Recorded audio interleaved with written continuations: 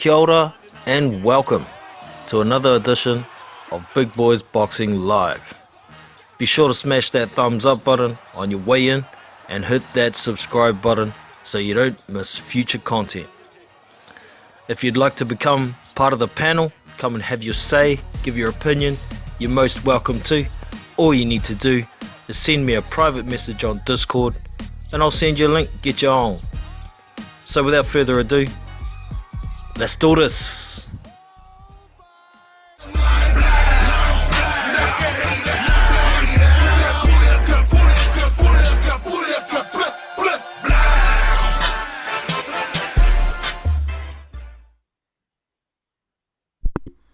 What is up, team? Welcome back to Big Boys Boxing. So today, as per usual, I'll get a few things sorted and we'll get the show on the road. But today I'm going to give some quick breakdowns of the Clash of the June fights over the weekend. Let everybody roll in. And then I'll open up the lines and we can talk some boxing. So firstly, we better start at the bottom and wind it up. What's up, James Baker, Mala2243, good to have you all in the house. Don't forget to smash that thumbs up on your way in. So firstly, we had Muhammad, am I gonna try and pronounce his name? I'll give it a go. I'll just have to go and find it so I can read it. Muhammad Rasul Majidov versus Tom Little. It was always going to be a beatdown to a certain extent. It was only going to be a matter of how long it's going to take for Tom Little to get beat down. He got knocked down and pretty much he was on Queer Street ever since he got the first knockdown. Majidov poured it on. He's got some good power. Don't forget he's one of the guys who beat Anthony Joshua in the amateurs. And he's finally gone pro, a little bit late. But he gets the win in 2 rounds over Tom Little. Referee stoppage. Tom Little thought he could go on, but he was on serious Queer Street. I mean, he's a tough guy, proud, always comes to fight. But he was outclassed, outpowered, and the result came rather quickly. The next on the card was Filip Hrgovic versus Eric Molina. I picked this one bang on, and it's the only fight I actually placed a bet on the weekend. I picked it 3rd round stoppage for Hrgovic. That's what he got. The fight itself, Eric Molina was out of his depth, kept dipping his head down below his hips, was just actually against the rules, and then started complaining about getting hit behind the head. I mean, what's Filip Hrgovic supposed to do if you're bobbing your head down that low and hanging it there? It's your own fault for getting hit behind the head. But yeah, Molina was out of his depth. Filip Hrgovic is a beast. And moving on, the Marius Vak versus Dillian White fight. Dillian was carrying a bit of extra weight into this fight. Understandable considering the issues he's had since his fight with Oscar Rivas. Now, he said himself he's been in some dark places mentally, even thought about retiring from boxing, so a little bit of extra weight was kind of to be expected. And it maybe did affect him possibly getting Marius Wak out later in the rounds, but credit to Marius Wak. That's the best I've seen him look in a few years. You know, he's been on the slide, not putting much punches out for quite some time. So he's a tough dude. Went the distance, and Dillian got the decision. Not without being hurt a couple of times though. So, what do you call it? A run out. I dare say if Dillian White wasn't in you know, Dillian White wasn't in great condition, so they weren't going to put him in there with an elite fighter. But moving on and upwards for Dillian White, hopefully we'll see him in a very competitive fight come February. Next on the list was Alexander Povetkin versus Michael Hunter, and I picked Hunter on points in this one. And Michael Hunter came out of the corner at the start of the fight like a bull in a china shop, man. He tried to take Povetkin out early and he almost got there. I think it surprised Povetkin somewhat. But you know, after 3 rounds, Povetkin seemed to get his eye in a bit better, seemed to be dealing with the speed a bit better, and Michael Hunter slowed down a bit, which was kind of surprising to me. I scored that fight 116-112 to Hunter. I thought that he did have a higher volume than Povetkin. He was landing some good shots at times, but so was Povetkin. There was a lot of rounds in there that were pretty hard to pick, and for me, by far, it was the most competitive fight on the card. It ended up a draw. I don't argue too much with the draw. I'd argue if Povetkin got the decision. But you know, there's so many close rounds in there. It could have gone either way, I suppose. But it ended up a draw, so do they run it back? Because it was an eliminator for the WBA? I don't know, man. I don't know. But it is what it is. We're going to hear more about that in the future. Oh, you scored at 116-112 to Hunter as well, Marla. Awesome. Great minds, huh? Alright, the main event. I was blown away. Absolutely blown away by the metamorphosis that Anthony Joshua put himself through in 6 months. I didn't think he'd be able to shake the robot. I'll put it that way. All signs of the big stiff robot seem to have disappeared. He's shown he can box on the back foot. He's shown he can be patient. He's shown he can utilize the jab properly. He executed a perfect game plan to beat the small man. And stamina. Man, where did that come from? Where did that come from? I'm just blown away that he could do that in 6 months. I mean, there's still some holes in his game here and there with movement, but the patience. I always thought he had to fight his instincts as a fighter. You know, he loves a good dust up, and he was only throwing the right hand when it was available. He was so patient. He was throwing enough to score, to take the rounds. I mean, there was a couple of rounds. Let me get my score sheet actually. I scored at 118-110.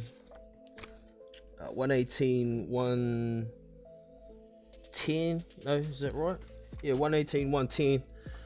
But there was a couple of rounds in there.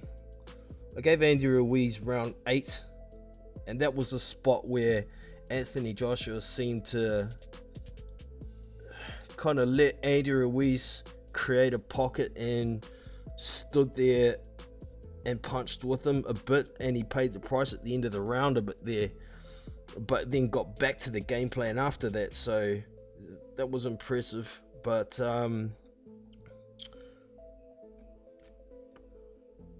what's my score sheet say here? Is this the right one?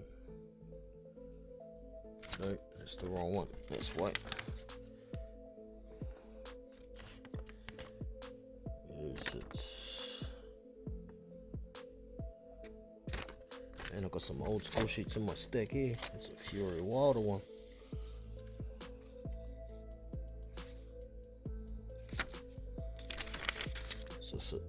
There it is.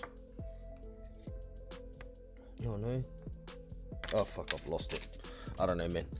I can't even remember which other round I gave Andy. It might have been round 3 or something like that. I'm sure it was one of the earlier rounds.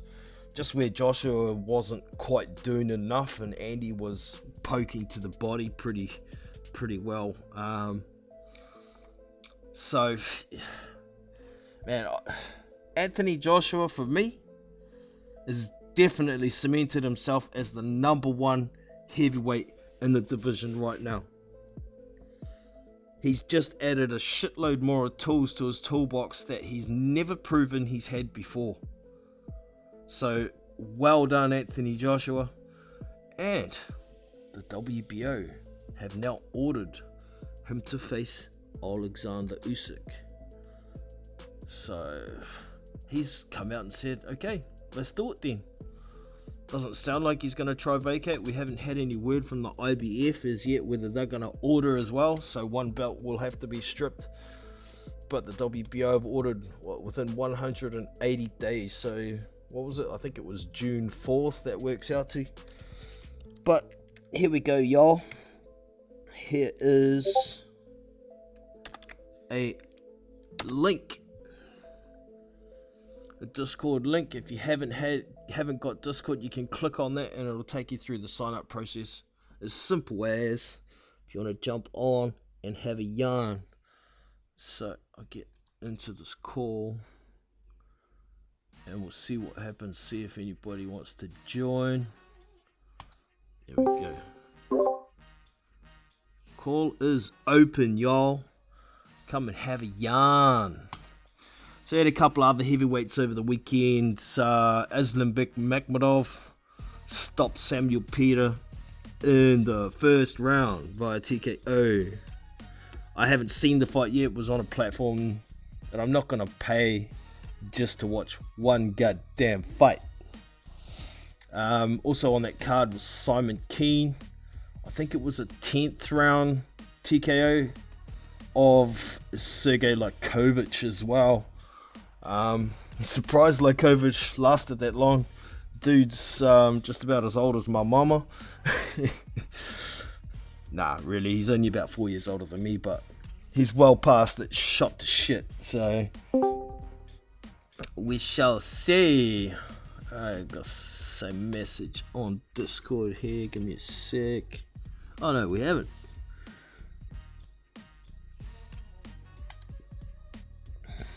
Jono, your mic is really quiet. Your mic. Okay, mate, I'll see what I can do for settings here. Must be something I've tutted with somewhere. Oh, for those of you who don't know, tutty means fiddled.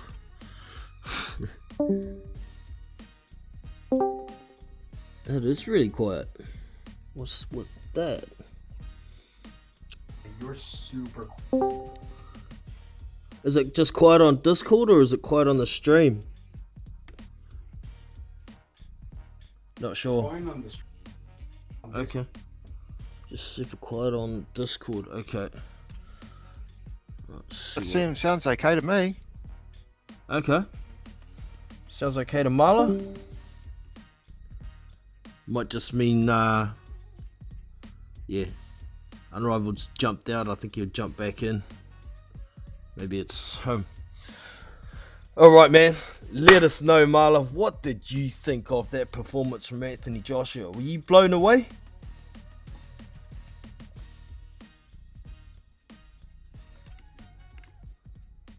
Are you still there, Marla? I was, man. I was. What a transformation. I mean, you got to give it to the guy. He got an absolute hammering in June. Yeah. Yeah, Unrivaled's back. Does that sound better now, Unrivaled? You're still muted. There we go. Your sound came true. There's a bit of a delay going on, I think. No, it's fine. It's fine now. It's fine now. It's all good. What a Mala. It sounds like Marla's got Marla's got a bit of a delay, I think. Yeah. Try jumping out. I've got a bit of a delay in my feed. Do I need to do anything? Try jump out and then jump back in, brother. I have. Okay. Yeah, leave and come back in, Mala. Yeah, what's up, Jono? Yeah, man. I'm good, man. I haven't really been able to watch too many post-fight videos. I did see you got one title there that Anthony Joshua was not getting credit of yours. So, give us your take on what you thought of that fight, man. I thought he boxed really well, and I thought Andy Ruiz, he came in ill-prepared for what Joshua was ready to do, and Joshua outboxed him. That's pretty much it. Yeah. He jabbed his head off. What do you reckon of the transformation from Anthony Joshua, though? Didn't know he could do that. I'd like to see him against someone who has faster feet, but he did really well. He did really well. Yeah. That's all I can say. That dude could have gone 18 rounds at that pace. Maybe 24. I don't even know. He could have gone a few more rounds, I think we'll all agree, right? Definitely. Oh, yeah, definitely. He could have done 15 easy. I'm just blown away how much of a transformation he's gone through. I mean, the robot's gone. I still. Oh, mate, how fluid was he? Yeah. How fluid was he? Holy crap. I mean, the thing that impressed me was he got an absolute hammering in June. He didn't lose, and he didn't gain any doubt in himself about his ability. A lot of guys would sort of be a bit, fragile after it. And he wasn't. He just went away and said, okay, I didn't fight well, made mistakes. They just corrected what they needed to correct, and they came in and he fought. I mean, I said a few times on here about his jab, how important it was, and he had the jab. You saw it was a ramrod jab, and he was just controlling range, tempo with it, setting up the right hands and his hooks off it. He was only throwing a few punches, then getting out of there, using his legs, and then getting back on the jab to set up again. His lateral movement was excellent. I just sat there watching it, and all my bets were going down the toilet. But I wasn't really I wasn't that fussed about it. I just thought, well, man, what a performance! You just had to give it to the guy. And some people are saying, the haters are saying, oh, he ran like a bitch and all this, but he wasn't running like a bitch. He was putting in some real solid right hands and hooks that would have knocked a lot of other heavyweights out. It was only Ruiz's chin that kept him in there. Yeah, well, even with Ruiz, sometimes when he tries to attack, he does a bit of a foot shuffle and he's on you fairly quickly. But he wasn't doing that. Some people were attributing that to his extra weight. But I think it was more of a case of he didn't want to shuffle in that quick because Joshua would catch him with the right hand. And he was landing some good right hands as well. He was beating Ruiz to the punch at times. He was going first, AJ. Yeah, he was going first at times, AJ, and beat him to the punch. But my heart really sunk when I saw Ruiz at the weigh-in. I thought, from everything I'd listened to, I didn't think he'd come in under 255, but I read an article and they said, oh, we're losing about 8 pounds. So I thought he's going to come in about 260. And I thought, well, that's good. I thought that's a good weight for him. And then I saw him at the weigh-in and he was 283, and I was just like, no, and I'd put my bets on and it was too late. Yeah. And I just, when he got in the ring, I mean, I know he always looks fat. I know he's a fat guy. But when he was in the ring before the fight, even with his T-shirt on, I looked at him and I just thought, holy shit. And then he took his T-shirt off. I mean, he looked morbidly obese in there, man. Seriously. He is morbidly obese, though. Yeah, but I mean, you know what I mean? He fought Parker, he was about 255. He had mobility, even the first fight against AJ. He could move. He looked so... It was just... You could see he couldn't move. It looked like he was even struggling to throw punches at times. His body was just, and his body was abnormally big. He looked terrible, mate. I really felt like I got to the end of that and I thought to myself, you might come in at 260 and still lose, but at least put your best foot forward and give yourself the best chance of winning so that if you don't win, you don't have to have regrets. Yeah. And he let himself down in that fight with the body he came in with. You could see his trainer's face, man. And Ruiz goes, oh, I'm going to have to listen to my team more. It's like, oh, okay, so your team was in your ear telling you what you needed to do, but you haven't been listening. You've been living a fucking good life, and you paid the price for it. You got embarrassed, man. I was pissed with him for that, not for losing, but just the fact that he did not do what he needed to do to give himself the best chance of competing. Yeah. I'd like to welcome. That's one of the main things here. Andy definitely let himself down. And in more ways than one, I feel the person he let down the most was his trainer, because I think his trainer's a really good fucking coach. A really good coach. He let Manny Robles down, man. Yeah. He really did. And you could see a lot of the interviews with Manny Robles, he looked kind of resigned to talk about the weight. He didn't really want to talk about it. Yeah, what else could he do? He was upset. You know, if he's in Andy's ear and he's not listening, well, you know, it's like banging your head against a brick wall, isn't it? So that's really unfortunate. But personally, even if Andy was at 255, I still don't think he would have been able to get to Joshua. He was protecting himself so well. So, yeah. Welcome to the chat, Dan Mack. How are you, brother? I'm good, Just mate. got to jump for How are 5 you? minutes. I'll be back, mate. Hang on. Sweet. Can you hear me? Yeah, Dan, we got you. Sorry. What did you How are reckon? you? Not too bad. What did you reckon of that performance from Joshua, brother? I don't know. I'm still kind of a bit raging with Ruiz, if I'm being honest with you.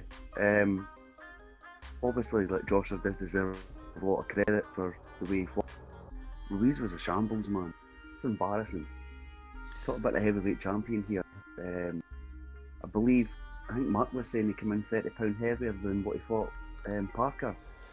Yeah, he was 255 Joke, man. or 254 against Parker. It was 283 against Joshua second time round. So Yeah. Yeah, 29 pounds, man. 29 pounds he gained and above 30 pounds. disgusting, isn't it? Yeah. I don't see how you can come back to this. It's a total embarrassment. And obviously maybe we should more focus on what Josh has done well rather than putting the boot into Andy Ruiz. But it's a factor you do have to take into account, because his low volume allowed Joshua to do what he did. He done it well, to be fair to him. But Ruiz, what was he doing? What was he doing? Eating, I guess. Eating, partying. I just saw an article on boxing scene. What did it say? 6 months or 3 months of partying and celebrating took its toll on him. Well, he's making excuses, but what really did make me laugh was him grabbing the mic off Joshua and saying, "Who wants to see a third one?" He's begging for another payday, is what he's doing there. But if he's gonna come, No chance. That wasn't the funniest part of it. The funniest part was the fans in the audience giving ironic cheers, like, yeah! yeah, No one wants to see that fight again. man, I wouldn't mind seeing the fight again. You boys have done, presumably both you boys have done team sports and that back in the day. Like myself, I used to play a lot of football and that. And see, one thing that used to wind me up when I played football for a team was that there was good players like in my team, and they were so talented, but sometimes they didn't fucking try. And I'd rather have guys of lesser ability gain everything they've got any day of the week, rather than have some fucking prima donna that didn't give a shit. You know what I mean? So I just can't understand it. You're talking about elite level sport here, and it's just not acceptable what he did. Definitely not, man. I wouldn't. He's really let his team down more than himself, isn't he? So I feel for Manny Robles and the rest of the guys who had been helping him out. He's made a cunt of them, basically. Definitely. L Dog in the house. How are you today, brother? Pretty good, man. How are you? Not too bad. Better give us your take on what you saw on the weekend, man. Well, I saw pretty much what I expected to see, because I think Joseph Parker laid down the blueprint of how to beat Andy Ruiz. Yeah, Andy Ruiz cannot cut off the ring, and if you move and use that jab, he can't have great success because his feet are too slow to really close the distance. Like say Manny Pacquiao isn't the best at cutting off the ring, but his feet are so fast he can close that distance. Ruiz doesn't have that luxury. He has to cut off the ring, but he can't do it. So Joshua outboxed him. Yeah, that's what I was meaning a little earlier when I said even if Andy Ruiz was down at 255 or less, I still don't think he could have beaten Joshua the way he was boxing that night. But like you say, Nah. that blueprint was definitely laid down. I've actually been watching a couple of videos from a hardcore Andy Ruiz fan in old Richard Dwyer, and it's interesting some of his... Yeah, me too, man. Yeah. Me too. Interesting. He was just blown away at how good Anthony Joshua looked in there, how, you know, but at the same time disgusted with Andy Ruiz. So shit. Do we It really just reminded me of a more polished Joseph Parker performance. I mean, ever since Ruiz beat Joshua, there's been this big myth spread. I think people just look at Wikipedia and they see he lost to a Kiwi in New Zealand and they think, oh, must have been a robbery then. But actually, Joseph Parker had a lot of success against Andy Ruiz, and he showed all his weaknesses. So, I mean, I think Joshua's performance was just a more polished version of that, really. Andy Ruiz was fatter. Yeah, just a clinic on how a big man should beat a small man, really, isn't it? Yeah. If you look at the Parker fight with Ruiz, Parker was trading with Ruiz and not really getting the better of it in the exchanges. But then when he went on the back foot and started fighting from the outside and started using his jab more, he started taking rounds off Ruiz. Oh, yeah, 100%. When he was on his back foot, he was exposing Ruiz. Yep. Yeah, the people saying about a hometown decision too. The only influence from the hometown in that Ruiz Parker fight was the crowd. There was not one New Zealand official on any of it, so can't blame it on that. And the thing was, and I've pointed this out to a lot of people, man. When you watch the slow motion replays during that fight between the rounds, Ruiz was doing these fast flurries of punches, and a lot of the punches they weren't landing. Yeah. And the judges are at ringside, mate. The judges are sitting right there. They can see it. They can hear the punches. They can see the punches. They knew what was landing and what wasn't. Yeah. You know, it wasn't the stitch up that people make it out to be. I don't believe so. Yeah, Either. people blame. It's a close fight, but Parker won it. Yeah.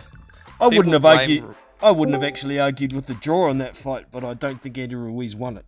Either way, you know. Yeah, I agree. Like it was a close fight, but you know, people are so shocked that Ruiz got outboxed. But I mean, it's kind of happened before, you know. It has. We've already seen it happen. Yep. Like it's not his weight. It's just he. I was shocked. Yeah, I was shocked by his weight. His weight didn't help him though, man. He was just walking around, and I thought to myself, God, if you at least come in, you don't want it when you're a professional athlete. The way I look at it, you're on the big stage. There's so much at stake. You don't want to put yourself into a position where you can have regret and say, oh man, if I'd done this, if I'd done that. If he'd come in at 260 and got his ass kicked, he could have said, well, look, I trained the house down. I ate the right food. I did everything I could do. But that guy beat me because he's better than me. You can live with that. You know, you can walk away and live with that. He, for the rest of his life, man, he's going to have to look at that fight and say, you know, I cheated myself. I did not give myself the best chance of going in there and being as competitive as I can be. And that's what bummed me out about it. Yeah. I think anybody who wants to have Andy Ruiz fighting on the cards in the future should do weekly weigh-ins, and if he's not making the weight, he doesn't get the fight. Yeah. Make him disciplined. Force him to be. We'll never see him again. No, I think it probably benefit him because the guy is a good fighter.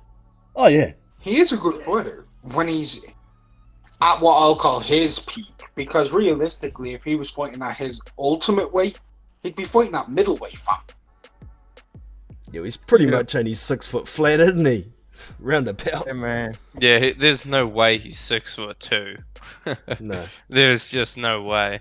No way. You got to 6'2". John was 7'3". I wonder if he's got an eating you got to wonder if he's got an eating disorder. There's something, because all that flab is calories that he's taking in that his body doesn't need. So his body's storing it. You Yeah. know, I mean, why is he eating so much? Is there some, you know what I mean? Is it psychological? Is he not happy about something? It just seems it's something he can't seem to get on top of. Yeah, well, it's not Yeah. not like I he Well, must. when you're that fat, it's hard to climb on top of anything.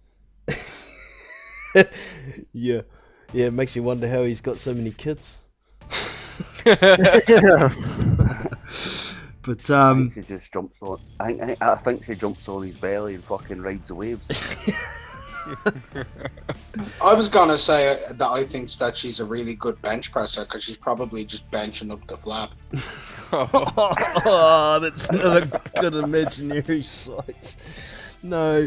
All right. There's So no way. But on the no way plus she's side, right. on the sort of positive side of things, I thought Joshua was really impressive. Oh, he was. I didn't expect that. I kind of expected more like the Parker fight when he fought Parker, but he was vastly improved from that. And it seems to me that, you know, when he fought Klitschko, he seemed to take a big step forward, and he's kind of stagnated since the Klitschko fight.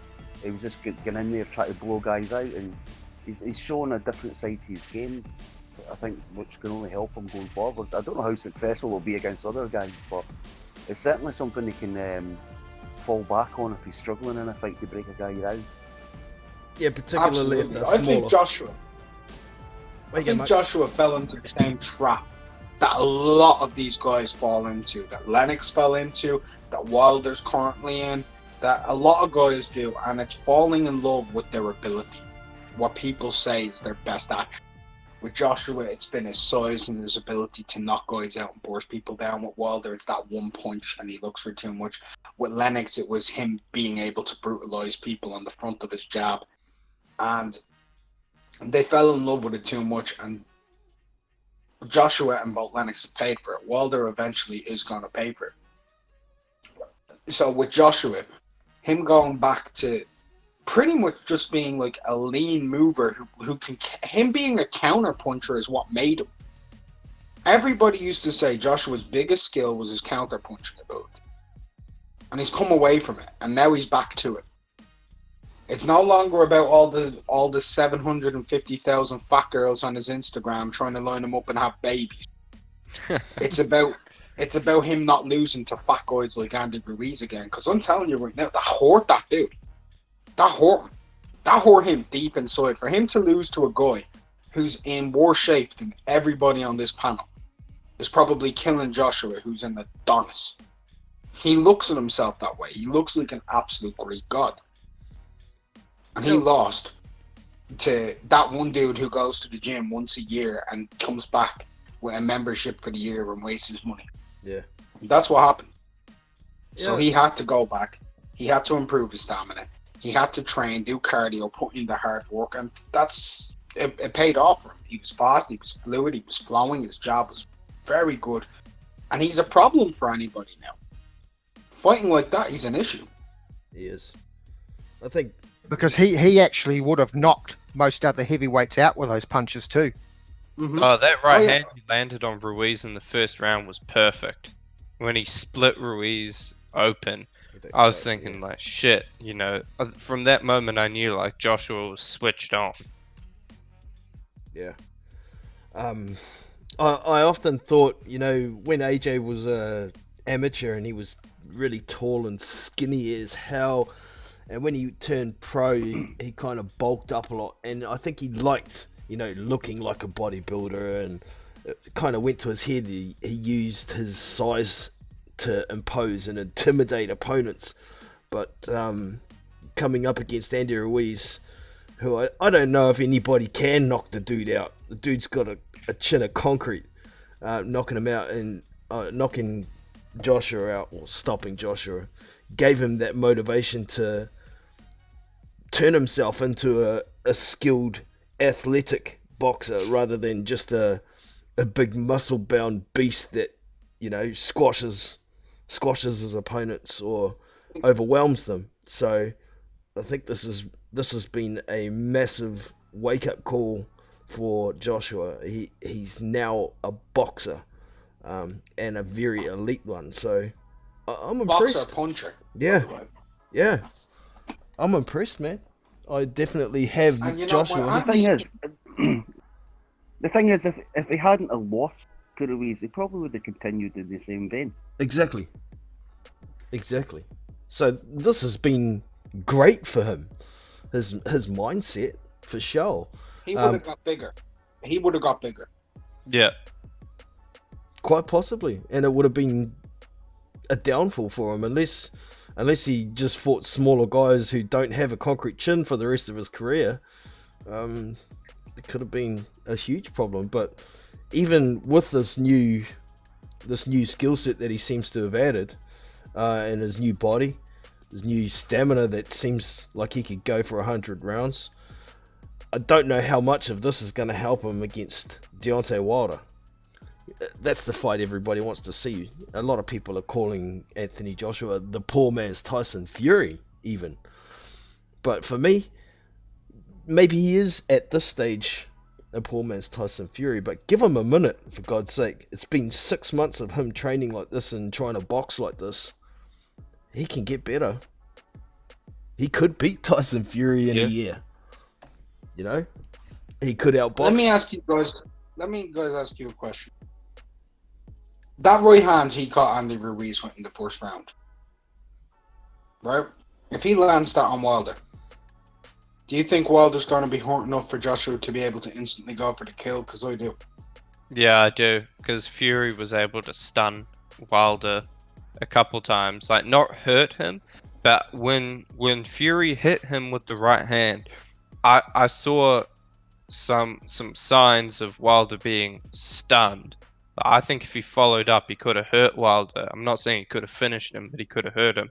And we all know Fury is not the biggest puncher, and Joshua is a pretty big puncher. So I do think he could. I agree. But at the same time, I think it comes down to who lands first in that fight, really, does it? or who lands. Yeah, that's what I was gonna say. Who I lands think my first money wins, would I think. actually be on Joshua landing first, with the way he's fighting like that, because Wilder's not that. Like, Wilder needs time to feel you out. I think Joshua That's a good point. will actually land on him, get that jab in. He'll get that right hand in as Wilder comes forward on the counter, and I think he'll actually take him out. Beforehand, I would have bet money on Joshua with the other physique getting knocked out by Wilder 100 times out of 100. And I think like this, he's actually the worst possible thing for Wilder right now, because he can actually counter. He's fast enough now. It'd be an interesting game. You know, what kind of game plan would he employ on Wilder? Because it wouldn't be the same as what he just did with Ruiz. He wouldn't want to be out at the end of Wilder's range all night. Would he be better off in the pocket against Wilder? What do you think? I think Joshua would fancy out jabbing Wilder. Okay. I suppose you risk staying at the range of that right hand, though. I always thought, Wilder relies on adjustments. Someone who smothers him and gives him no time for adjustments would give him the most trouble. But I at the agree. same time, it's getting in there. It's like there's not many fighters in the heavyweight division who are good pressure fighters and can get in there. Yeah, well, There were a couple- one other thing with Joshua's new game is he seems to be able to jab on the move, moving laterally now, which he wasn't doing before, and that's something that pretty much only Gerald Washington tried to do against Deontay Wilder. There hasn't been a lot of guys who move very laterally that are big guys for Wilder, so it's a bit of an unanswered question. He could out jab Wilder on the move. When Washington was doing it, Wilder was struggling. Yeah. Now imagine that's Joshua's right hand doing it. If you give Joshua 5-6 rounds doing that to Wilder, I think he takes him out. Yeah. But either way, I'll say it now, and this will piss a few people off. Joshua is now the king of the heavyweight division. There's no denying. There really isn't. Nah, man. I mean, here's the thing. He unified the heavyweight division by beating champions. He lost his bouts, and now he's beat a unified champion. So not only has he unified himself, but he's beat a unified champion. I can make an argument to it. I can make an argument to it. All of the champions that he beat for the belt picked up those belts from somebody who didn't lose their belts. Yeah. That's the problem. That But is the problem. Because the guy who he beat, former champion, had already been beaten. And then the guy who beat him, he went and had drug issue. But he came back. All the other guys that were calling champions, Charles Martin, he beat Glasgow via injury. Joseph Parker, he picked up a vacant title. Bermain Joshua Stavern in the picked unit. up a vacant title as well. He did. But to be the elite king of the division, Joshua has to beat Tyson Fury. Not saying Fury's lineal or anything, but that's the dude he has to beat, because I think that's the one guy everybody knows is the worst person there for Joshua. I disagree. I think Usyk is the hardest for Joshua. Now that you've brought it up, it looks like that fight's going to happen anyway, doesn't it? Seems Joshua is going, okay, if the WBO are going to order me, I'm going to fight. So, do you think he's really going to fight Usyk, or are the the IBF going to come out and order as well? Jump in. I don't think it'll happen. You don't think? I think because they're with the same promoter, if Usyk passes up, he'll still get the shot. I think that's what he'll do. He'll fight Chisora. Although I am hearing rumors of Hrgovic Chisora, so maybe that'll be on the undercard of Joshua Usyk. Hrgovic. That's a good fight. Ooh, I like that fight. Yeah. Ooh, I like that fight. That's a goodie. And maybe that opens the door for a rematch between Parker and Dillian White on that card too. Yeah, man. There's a lot of good potential fights in the heavyweight division. Yeah. Right, you're Can't. living in a dream world if you think that Joshua versus Usyk is going to have Hrgovic versus Chisora and Dillian White versus Parker on the undercard. That's one of the best fucking heavyweight cards you can make. That ain't happening. And a Hunter That ain't fucking Hunter versus Povetkin on there too as the rematch. Nah, I mean, Oh. like, listen, That'd be huge. unless this is taking place in Dubai, unless it's happening in Dubai or Saudi Arabia, that shit ain't happening. We all know Joshua will sell out then against Usyk in the Principality on its own. It doesn't need any damn support. If you go and take Dillian White and Parker rematch, that's selling out the O2. Even Philip Hrgovic versus Derek Chisora will do fucking decent. That'd probably sell at the O2 by itself too. Yeah.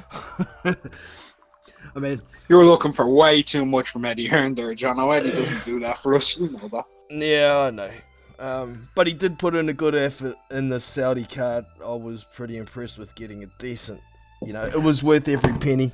And What'd you guys? So the way Oh, AJ fought against Ruiz, the speed and the movement he showed along with power, and you look at all his height and reach, what is Usyk going to do? What advantage is he going to have over AJ? well, I'll tell you this: Usyk is no Andy Ruiz. Usyk has faster feet than Andy Ruiz. Usyk has better footwork than Andy Ruiz. Usyk has faster hand speed than Andy Ruiz.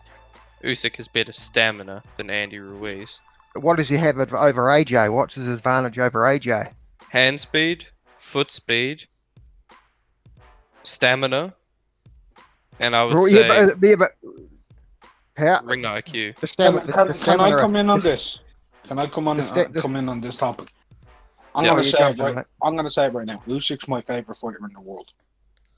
He's gonna get knocked out against AJ because he's gonna. If AJ goes onto the back foot, Usyk's gonna get knocked out. Usyk is phenomenally gifted at sticking and moving on the back foot.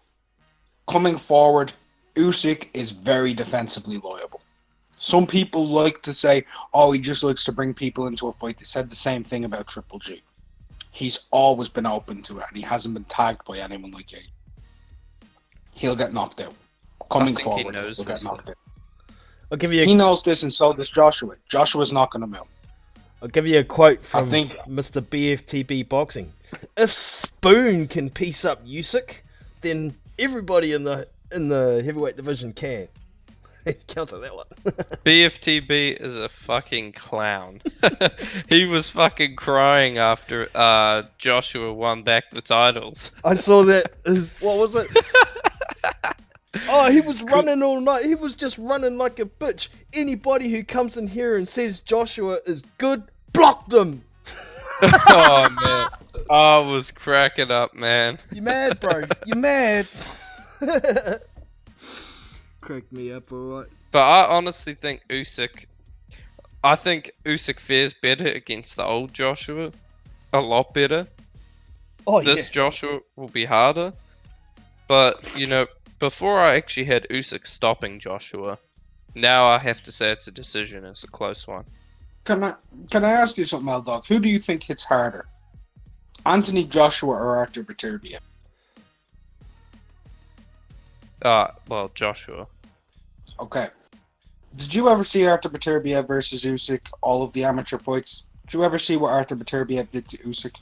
I saw him hurt him once. I seen him hurt him 4 times and get 2 standing counts and drop him once. Oh, he dropped them too, did he? Shit. He dropped him, yeah. Took a knee. Here's the thing though, Usyk has had some weird amateur fights, like he lost to Sean Porter, who's a welterweight. I think now he's filled out at a good weight. His punch resistance is better.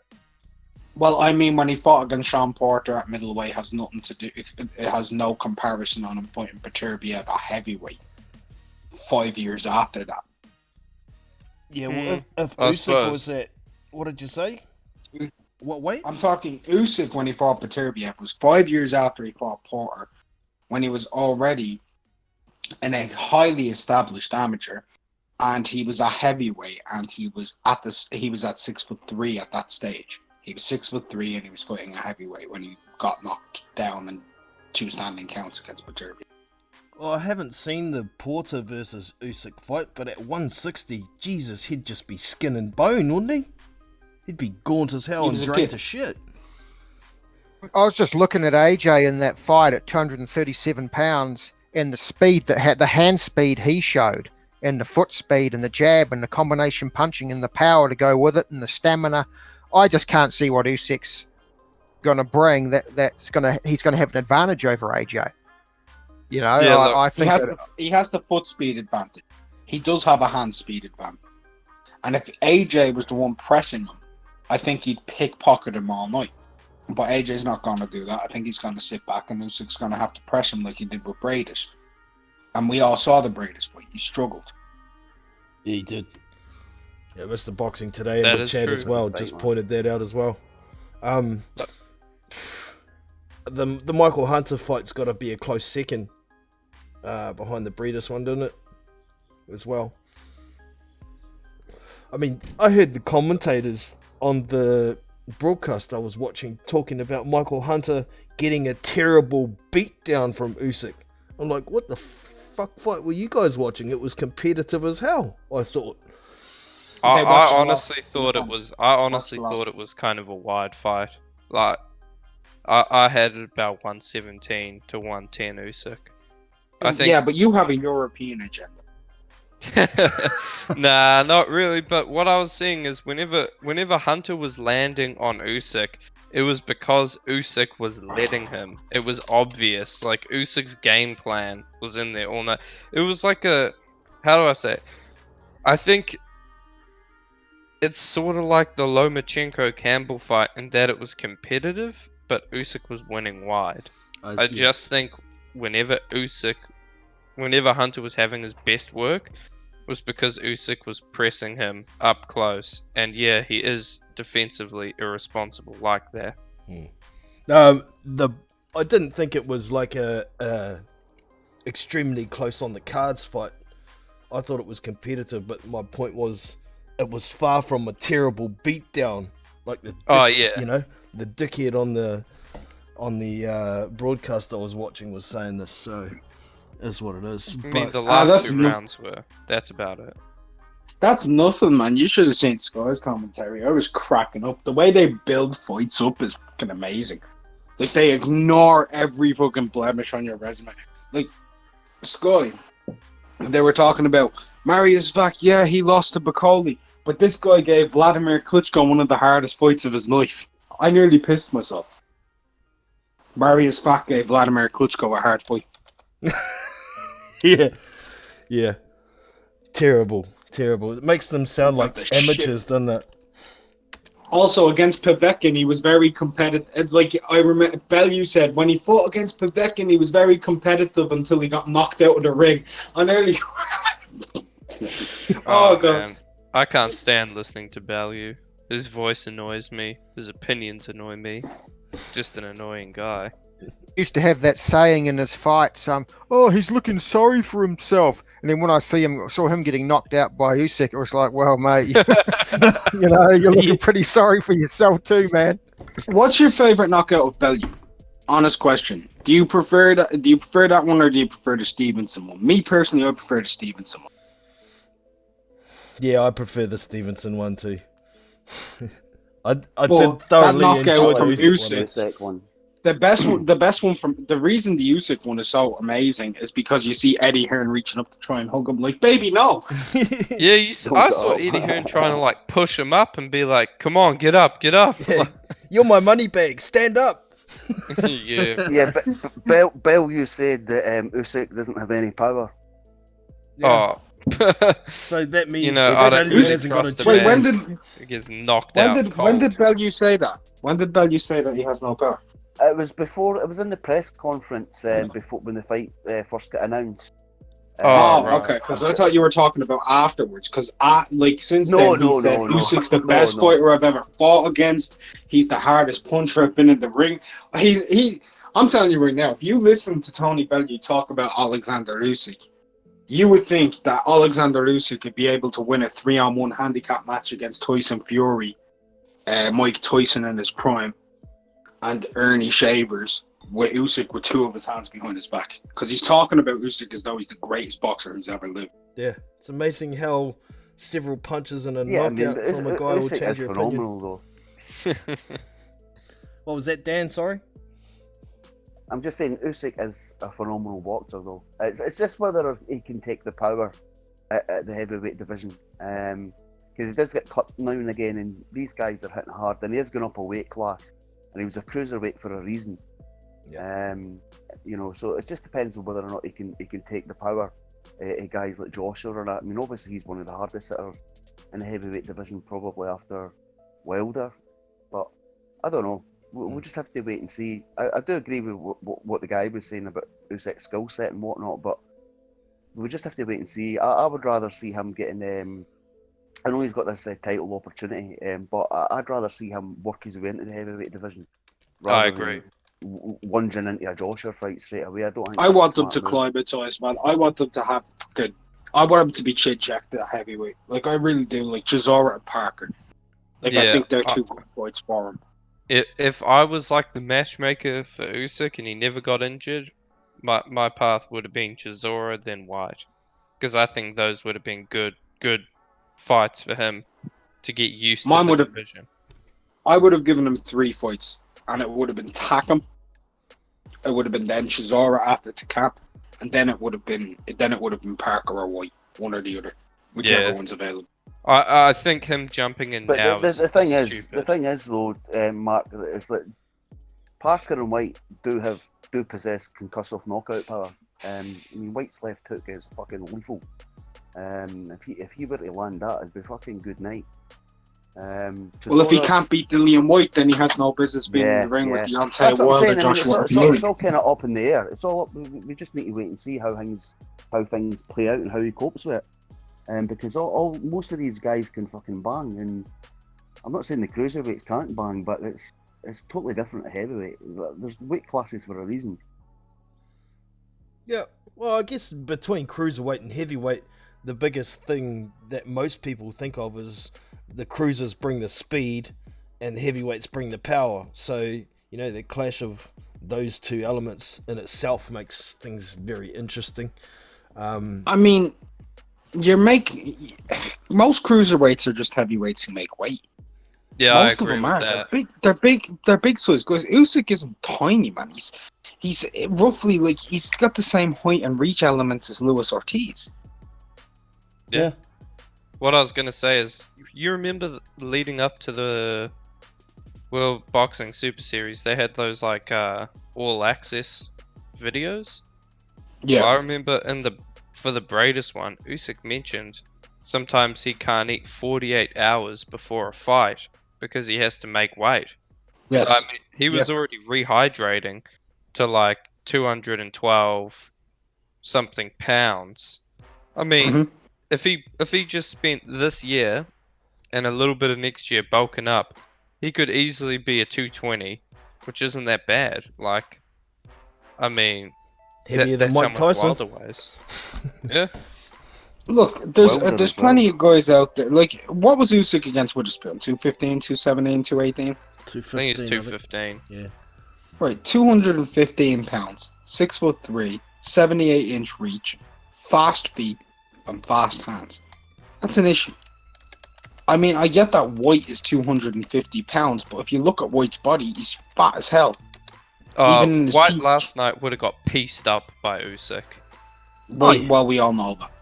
But White was on a 10-day notice. But like, I'm talking like physique for physique, prime for prime. Like, a lot of these guys are kind of a little bit out of shape. A lot of these heavyweights, and going into the last 3 rounds, a lot of them are gassing. Yeah. Yeah, I just looked it So- up. Exactly 215 he was. And by the way, that's pretty similar to what weight Usyk came into the ring as a cruiserweight on fight night. You know, after the Yeah. weigh-in, So what was rehydrated. what was he at? What was he in the ring against Witherspoon? Maybe 220. Probably, actually. Yeah. That's Maybe probably... 217, 218, 220. Wow. Somewhere up there. They So, don't... like, he's the not heavyweights don't bother trying to not hold water, though. So maybe he was already hydrated at the weigh-in. John, do me a favor. Go onto BoxRec and go to Michael Hunter's page. Michael Hunter. Right, yeah. And go to his heavyweight fights. And have a look at what weight his first 2 fights were at. Because he was 226 against Povetkin. And Michael Hunter ain't much bigger than Usyk. They're about the exact same size. Well, there's only 4 cruiserweight fights on Michael Hunter's record, by the way, y'all. So... Well, since moving from cruiserweight back to heavyweight. Okay. What do we got? First back to heavyweight was 215, wasn't it? Against Witherspoon. Oh no, Michael Hunter. Sorry, I'm looking at the wrong one. Dum. Where are we? Was it Lago Kaladze? No. Tyrell Jamal Woods. Yeah, Tyrell Jamal Woods. 227. He was 227 on his heavyweight debut. Yeah. What was he against Bacoli? Bacoli. Where's Kaladze? Where are we? Ustinov. Fabio Maldonado. It says 213 and a quarter. Yep, 213 and a quarter, so he dropped weight. Yeah, 227. Shit, that's actually real heavy for Hunter. Just about as wide He as must he was have only tall. got that fight on a couple of weeks' notice. Yeah. I'm betting. Oh well, Because again, Hunter was 226 last night. So these guys can fluctuate, man. Would Yeah. you say Quite a bit. Hunter's bigger than Usyk? No. No, I think he's like slightly shorter, very slightly, but his frame, I think it'd be probably pretty similar. He's just got a bit more of a spare tire. I actually around think his belly. Usyk is broader across the shoulders, to be honest. Yeah, would that's be. what I thought from Yeah. that fight. His back is Yeah, bigger. when I saw, his back is a lot bigger. Usyk's back is underratedly large. He looked like he had a bigger back. I would say over Bradis and over Gassiev as well. And Gassiev is thick. So I think realistic, Glavatsky's the only one I've seen him in the ring with who actually had like a wider back. Because Glavatsky's wide, man. so in theory, he should comfortably be able to carry more weight than Michael Hunter, so maybe he could even carry it 230. But maybe the reason he hasn't done that yet is because he's climatizing and getting used to fighting with the extra few pounds. So in his next fight, we may see an extra 4, 5, 6 pounds on him. But I'd say he'll be coming in and around the 222 area at peak. Yeah. Yeah, I want Usyk to come in 220. Well, I really hope this WBO fight does happen, and I wouldn't actually be. I don't want it to happen, to be honest, because I think Usyk will lose now. I want to see him. I want to see. I want to see Joshua fight Pulev, get that IBF mandatory out of the way. I want to see Usyk fight Chisora. Well, I kind of got a bit of a theory with the IBF. They would be looking at how much money this fight between Ruiz and Joshua generated, thinking, "Ooh, the sanctioning fees for that.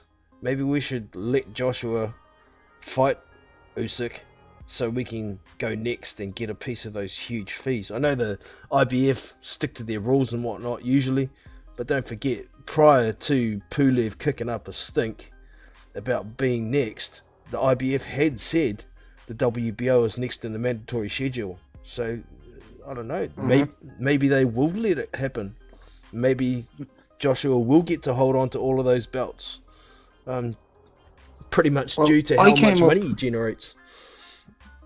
I came up with like a kind of like schedule for the next like whatever with heavyweights at the top, and this is kind of like how I mapped it out and how I believe it's really, really gonna go. I think Usyk will fight Chisora in February, and that'll be a week before Wilder versus Fury in February. In May, Pulev is gonna fight Joshua for the IBF. And in June, Usyk will fight Parker for the vacant, because I think Joshua is going to vacate that belt. I really believe that. So, in July, hold on. Sorry, Joshua will fight for the IBF, fight Pulev for the IBF in June. Right? In Usyk will fight Parker for the vacant WBO in July. And in September, Fury rematches Wilder. In the meantime, I think White's going to fight against Michael Hunter. And then in November to December, Joshua fights Usyk / Parker winner, and Wilder Fury winner fights White in February of 2021. Then in the summer of 2021, that's our best bet at Undisputed. Yeah, it's looking like it. Just one question with that. What makes you think they prefer Michael Hunter over Alexander Povetkin for the Dillian White fight? Because it's completely in-house. Alexander Povetkin isn't a Matchroom fighter.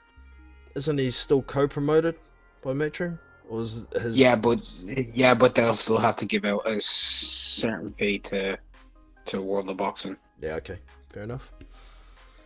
Yes, so I think they'll do Michael Hunter, because I also feel like Povetkin also has a say in the judges, whereas Michael Hunter doesn't. So I think it'd be easier for them to give White that victory. Fair enough. Where you going, I saw Aldo? you say. Sorry, mate. Alright. I saw you saying that that you're not confident that Hrgovic can beat Hunter anymore unrivaled. I never was confident he beats him because I'm not going to overrate the guy. Like, you seem to think 100% he knocks out Michael Hunter. Michael Hunter can outbox him.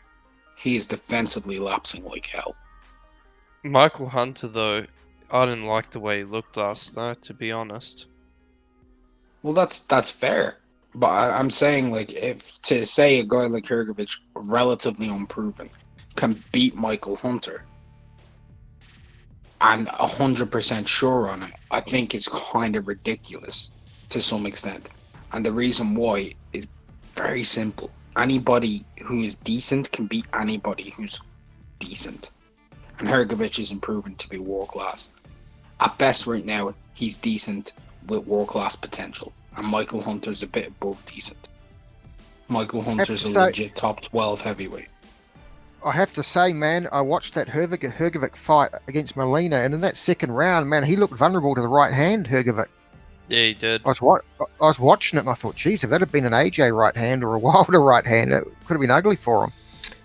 Yeah, well, Molina doesn't have the reach. He was kind of leaning back and not using a glove to block anything from Molina, really, was he? But I think the more he steps up in level of competition, he should be able to step up his game. I mean, he's got plenty of experience. He's been in lots of Klitschko camps. He's boxed a lot of elite boxers in the amateurs as well. So we'll see what happens. But I do agree.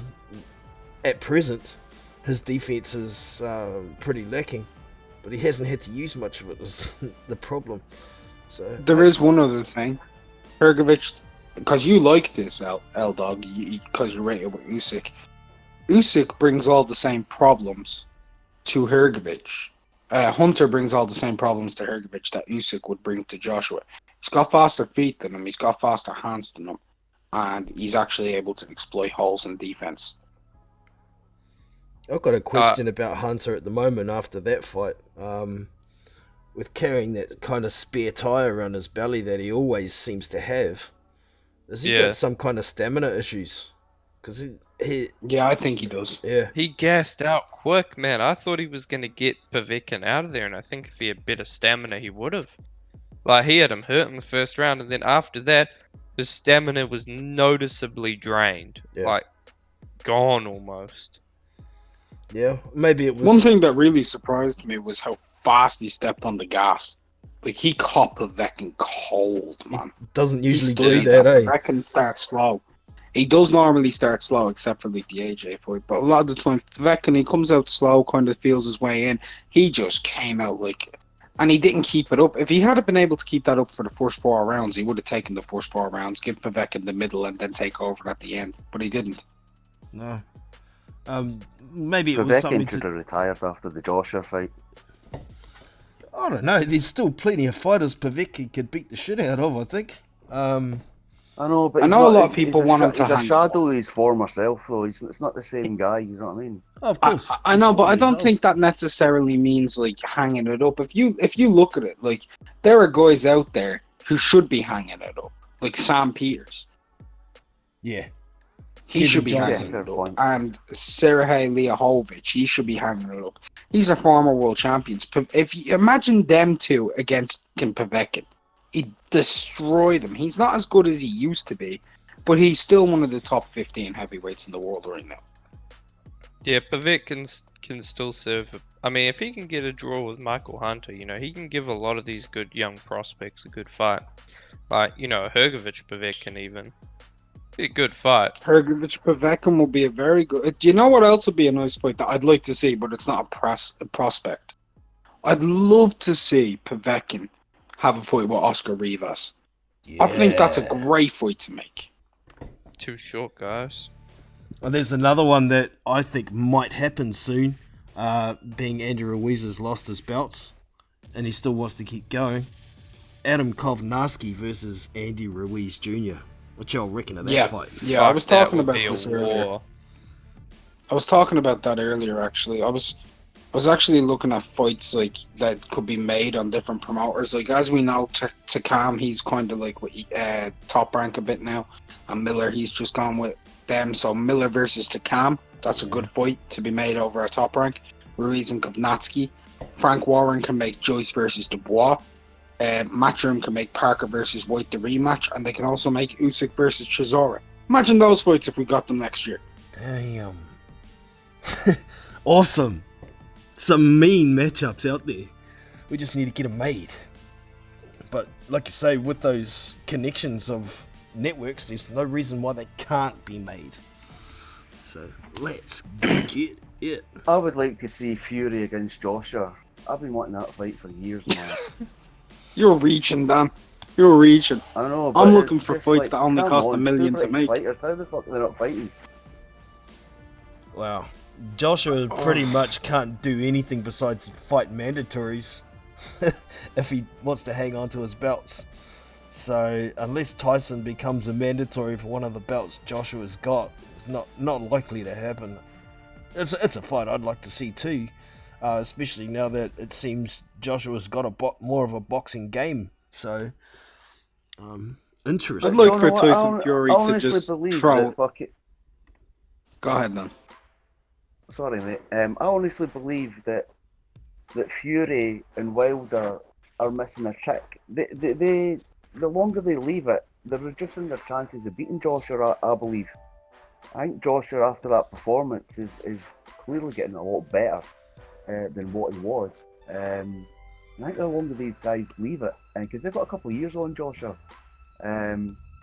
so I think they should be trying to get Joshua as soon as possible. I mean, Wilder's on a really hot streak now, so he should be trying to get that Joshua fight ASAP. Well, it seems He should be. they talked about it after the fight, didn't they? You know, Joshua's been trying to get undisputed for years, but it seems like it's going to be a case if Wilder wants that fight, he's going to come and have to ask for it now. They've had enough offers, all of them got turned down, and now, funnily enough, Wilder came out straight after the fight and said, if I get another opportunity, I'll take it. Is he begging now? We'll see. Man, Andy Wilder's the Ruiz? B-side. No, Deontay Wilder. Oh, Wilder. Yeah, Wilder is the B-side. He needs to accept that. Like, I don't get how people could think AJ is not the A-side. You know, What was Wilder's guaranteed force against Luis Ortiz? 6 million? No, it was only 3, wasn't it? I think it was 3 million. Yeah. I'm not sure. Right, sorry, 3 million, right? It's 3 million.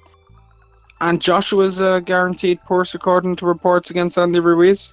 Would anyone like to give that number up? 85 million. That was what was What was that, rumored. Jono? Repeat it? 85 million was what was rumored. 85, I thought 75. I thought the guaranteed was Nah. 30, but then it would add up to 85 once they got the UK pay-per-view, the ticket sales Nah. and whatnot. From what I hear, his purse was guaranteed at 85 million. And then he could make anything extra on the back end of 10%. That's what I was hearing. So let's just say he made 85 million, right? just Sign say me he up just for made the 85 Hearn million. slave trade. Right? Sign me up for the Hearn slave trade, mate. I'm becoming a slave. Now, what's 100% of 3 million? It's 3 million, right? So, multiply that by 27. 2,700%, bam. Fudge.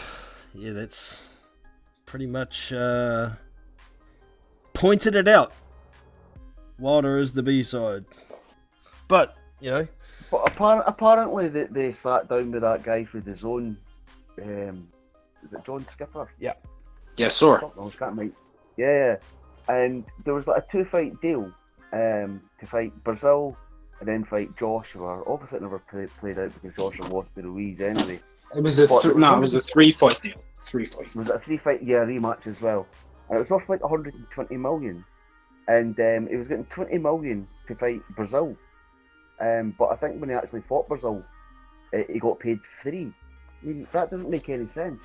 it was rumoured Showtime gave him 10 million, but they lost money. That's it. You know, it's rumoured, so we don't know exactly what he got. But So I don't know. Either way, it was That's what a he'd lot. fight, yeah. It was a long cry from 20 million to fight Brazil, wasn't it? Whatever he got. So Just look at their social media profiles even. Anthony Joshua has way more followers than him on every platform. I mean, it's not only the money he brings, it's just there's a lot more followers. You know, he sells out bigger stadiums and whatnot. Has a lot more followers. It's just obvious that Joshua is the bigger name. I think Wilder needs to accept that. You know, I don't even think this is a 60-40 split anymore. well, looking at it over the last, or since Joshua went pro, it's pretty much him that's got the buzz going back into boxing for the UK. But not only the UK, once it started growing there, it's grown globally. A lot more people seem to be interested in boxing because of this. Maybe at the time was a bit of a hype job, but now he's proven he's no hype job. So Yeah, I mean, I think the revival of the heavyweight division was 3 things. It was Fury beating Klitschko and dispersing those bouts. It was Joshua turning pro and becoming the champion, and it was Wilder being the first American champion since Shannon Briggs. Yeah. I think it was all three of these things, but Joshua, I think, definitely had the most impact. And it's carrying on now that he's avenged a defeat in emphatic style, and showed everybody he's not just a mauling, overwhelming big muscle man. So, shit, it's all positive, really. It's all positive for the sport. So, I'm glad. Hey, now that we've talked the ass off that stuff, did anybody catch the Aslanbek Makhmudov and Simon Keane fights? Saw Makhmudov knock his bloody mouth guard into the bleachers. I haven't seen any of it yet. So. Yeah, Makhmudov took Sam Peters' soul, man. He took his soul. Like, Sam Peters was stumbling around. Like, he couldn't deal with it. Too much power. You can't really talk about that because there wasn't really much. There was like 5 punches thrown and he won. So. Did Peter go down? Peters. Did Peter? Yeah, I'll break it on his down. feet. Okay. Oh, yeah, did he go down? No, he was stopped on his feet. I'll break the fight down. Makhmudov came out, took center of the ring. Peters tried to come forward. Makhmudov stepped off him, hit him with a jab. Stepped off him again, hit him with a jab. Turned around, postured for a little bit, chilled, postured for a little bit, hit him with a jab. Peters tried to lunge, got caught with a left into a right.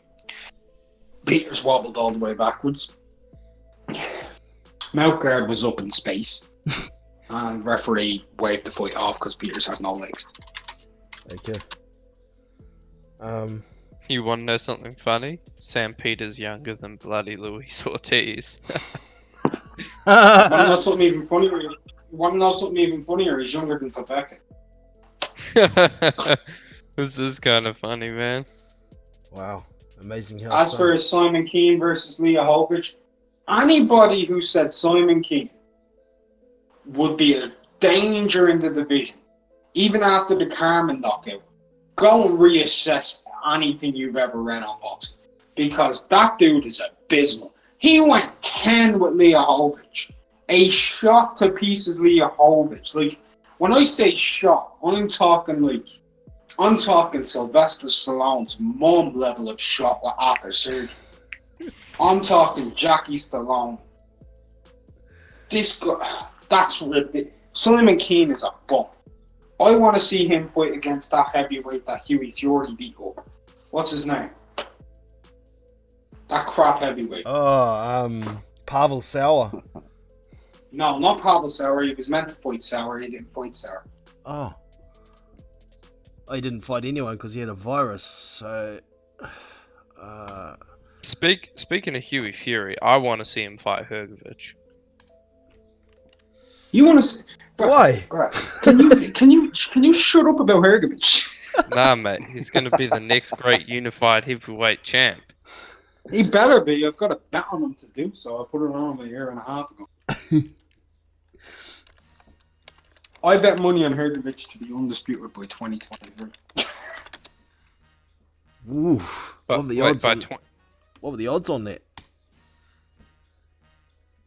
100 to 1? Sorry, what did you guys say? What were the odds on that bet? 125 to 1 at the time. That's short I'd and like to dramatic. see Hekovic fighting Daniel Dubois. unrealistic. That's a fight I'd love to see, but that's a fight I think will happen if one of them's a world champion. Yeah. Yeah. Until then, I don't think so. Realistically, That'll be interesting. realistically, that can be made. Fights that are actually realistic and stuff. The next fight I'd like to see for Hrgovic is David Price. Were you talking about Chris Norad before with Hughie Fury? That's the one. I'd love to see Simon Kane versus Chris Nonads. That's what I'd like to see. Okay. Yeah. Actually, I want to see Makhmudov versus Price. You want to see murder? You want to see people die in the ring? No, just He really- it would be fucking priceless. No pun intended. But I think, Makhmudov just Yay! bang. I've heard Brad, I've seen you make that joke about 32 times in the Discord. I'll make it a 33rd as well. Oh dear. Dirty turd. Who's that other heavyweight that's in the same stable as Makhmudov? Not Rivas. There's another one. He fought on an American card recently. Another European guy. It could be anybody. It's not Is it Romanov, is Canadian? it? I think he's residing in Canada. What did you? Wasn't did you say, Romanov? Jono? No, it's not Romanov. No, Evgeny Romanov isn't in Mark Ramsey's camp. No. Yeah, there's someone else in there that's been doing a lot of sparring with Makhmudov as well. And I watched the fight. I can't remember off the top of my head. Maybe Makhmudov should fight a sparring partner. Man, Makhmudov is fun to watch. Well, That dude just comes at you. Makhmudov Jalalov. How about that one? Oh, Jalalov starches him. You reckon? Wow. Everybody needs to learn to love like Jalalov. Everybody loves jelly love. Is everybody quiet? Well, yes, for a bit. Well, we must be running out of things to talk about with regard to heavyweight. Did anybody see Chris Eubank Jr.'s epic win over the weekend? I didn't see I that. mean, I saw it, but I heard there was controversy. Can we not talk about Matt Korobov's injury, please? Okay. Korobov hurt himself and had to bail. That was it. Oh yeah, I gotta go, guys. But you know, it was good talking to you. Heavyweight boxing is back, man. It is back. Thanks for dropping in there, dog. We'll catch you next time, man. Take it easy. Mate. Peace out, dog.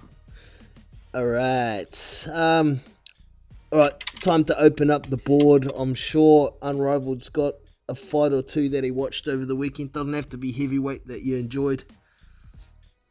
Nah, mate. It was garbage. The weekend was garbage.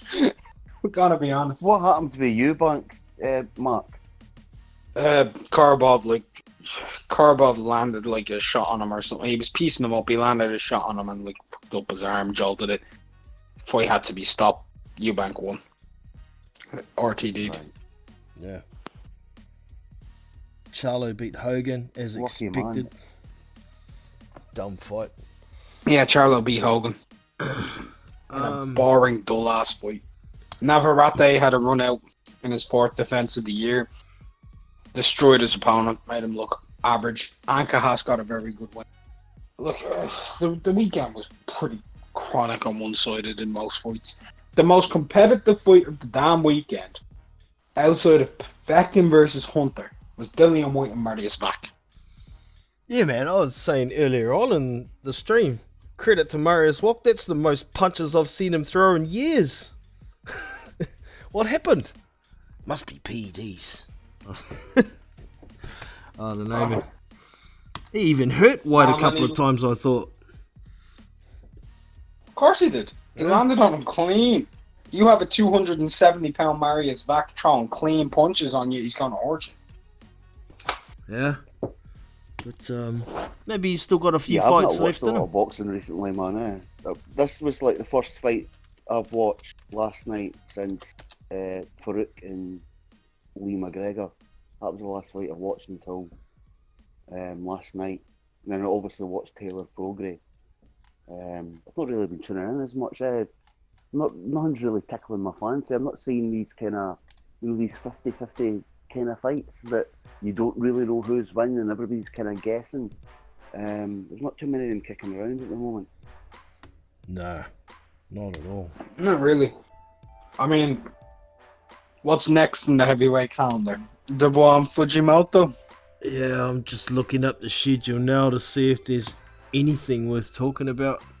Even Dubois Fujimoto, that's a foregone conclusion. I can't see Fujimoto getting out of the third round. Be lucky to make it that far, so just trying to find, surely there's at least something on next weekend. Just looking through the heavies at this stage. I know Michael Zarafa fights against Jeff Horn on the 18th. Okay. Well, that's like a fucking Tuesday or something. That's some weird shit. But I think that'll be It's Wednesday. I think that'll be a repeat too. Zarafa's too big and too powerful for Jeff Horn, I think. Unless, has anybody got something to say that Jeff Horn may have a good shot in this fight or what? Nah? Don't know, man. Don't know who he's fighting.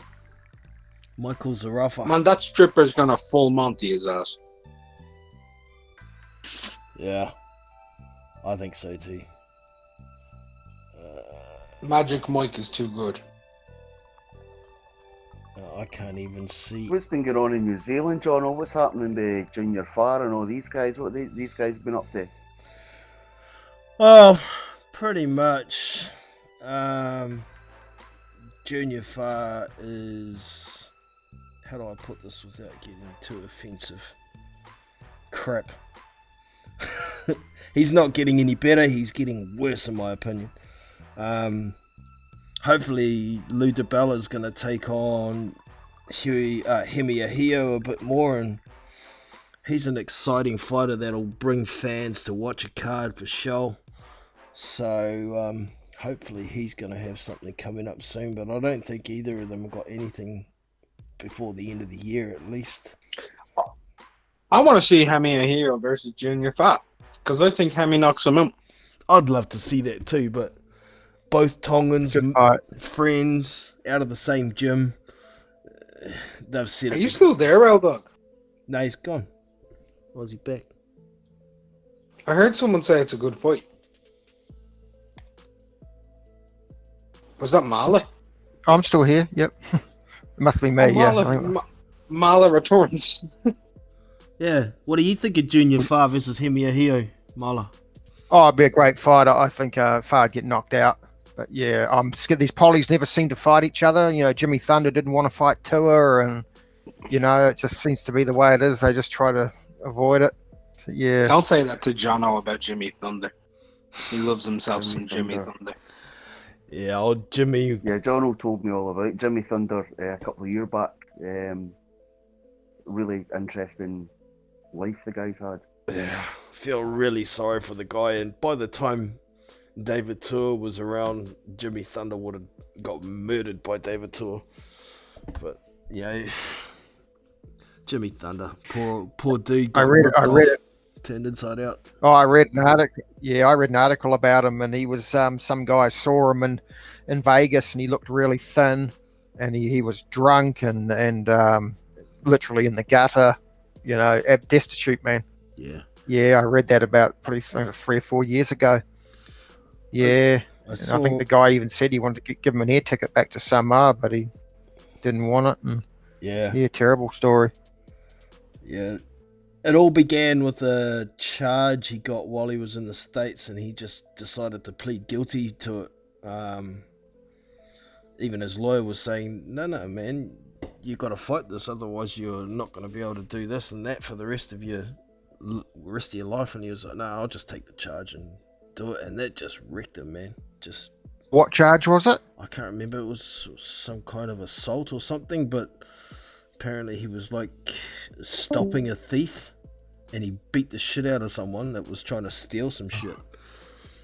And the thief turned around and laid a assault charge on him, and he just pleaded guilty. Fuck. So I don't know, man. We'll get off Jimmy Thunder anyway, because I really feel bad about the guy. I mean, that was the first live boxing match I went to, was Jimmy Thunder versus Johnny Nelson at Mount Smart Stadium in Auckland. And I was buzzing. I was extremely disappointed at the time, but turns out that Jimmy was never trained properly. He was just a pub fighter that made it into the ring and did really well. He would have had the fastest knockout in history if the stupid referee hadn't have started counting when the guy was lying on the floor twitching with his eyes wide open.